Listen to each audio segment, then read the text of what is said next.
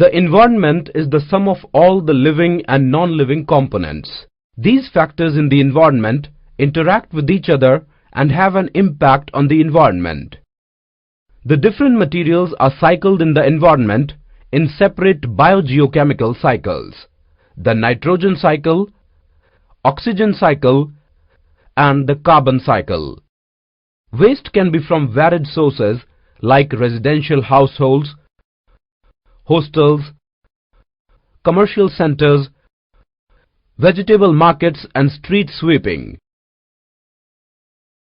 Substances that are broken down by biological processes are said to be biodegradable, such as the organic waste from kitchen. While many man-made materials such as plastic, broken glass, metal scraps and rubber are not to be broken down by the action of bacteria or other saprophytes. These materials act upon by physical processes like heat and pressure, but under the ambient conditions found in our environment, these persist for a long time. These are said to be non-biodegradable. Ecosystem and its components. All the interacting organisms in an area, together with the non-living constituents of the environment, form an ecosystem. All organisms such as plants, animals, microorganisms and human beings, as well as the physical surroundings, interact with each other and maintain a balance in nature. An ecosystem consists of biotic components comprising living organisms and abiotic components comprising physical factors such as temperature, rainfall, wind, soil, and minerals.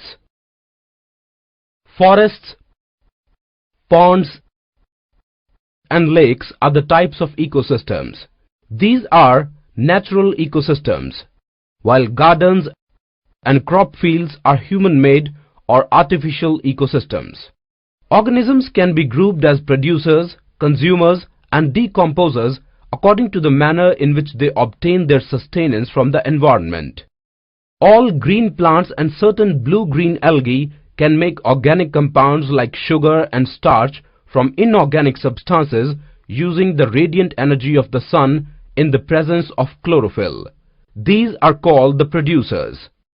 The organisms which consume the food produced either directly from the producers or indirectly by feeding on other consumers are the consumers. Consumers can be classed variously as herbivores, carnivores, omnivores, and parasites. The microorganisms comprising bacteria and fungi break down the dead remains and waste products of organisms. These microorganisms are the decomposers as they break down the complex organic substances into simpler inorganic substances that go down into the soil and are used up once more by the plants. Food chain. The series or organisms taking part at various biotic levels form a food chain. Each step or level of the food chain forms a trophic level. The autotrophs or the producers are at the first trophic level. They fix up the solar energy and makes it available for the heterotrophs or the consumers. The herbivores or the primary consumers come at the second, small carnivores or the secondary consumers at the third, and the larger carnivores or the tertiary consumers form the fourth trophic level. Now let us understand the flow of energy in an ecosystem. The food we eat acts as a fuel to provide us energy to do work. When one form of energy is changed into another, some energy is lost to the environment in the forms which cannot be used again. Click on the buttons to understand the energy flow.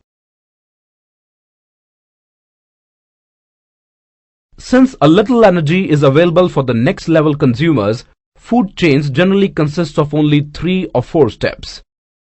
The loss of energy at each step is so much that very little usable energy remains after 4th trophic levels. There are generally a greater number of individuals at the lower trophic level of an ecosystem. The greatest number is of the producers. Food web. The length and complexity of food chains vary greatly. Each organism is generally eaten by 2 or more other kinds of organisms, which in turn are eaten by several other organisms.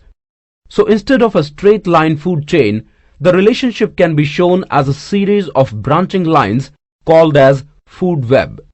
From the energy flow diagram, two things becomes very clear. Firstly, the flow of energy is unidirectional. That is, energy is transferred from the producers to the consumers and then finally to the decomposers. As energy moves progressively through the various trophic levels, it is no longer available to the previous level.